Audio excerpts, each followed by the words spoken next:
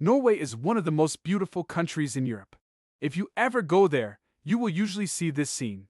There is a restaurant. A woman comes to his cash counter and says, "Five enough, one suspension."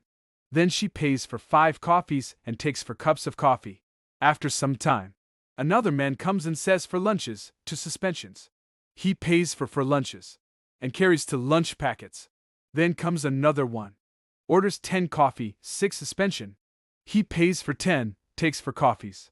After some time, an old man in tattered clothes comes to the counter and asks any suspended coffee. The answer is yes, and gives him a cup of hot coffee. After some time, another very weak man comes in and asks, "Any suspension lunch?" So the person at the counter gives a parcel of hot food and a bottle of water. And this cycle continues throughout the day. It means helping an unknown poor needy without identifying yourself and without even knowing someone's face. This is a Norwegian tradition. And we have a country where 12 people give a banana to a patient and shamelessly take pictures of him as if they are the biggest donors in the world. One is our leader. We distribute ration to people with our money and feel very proud by taking pictures.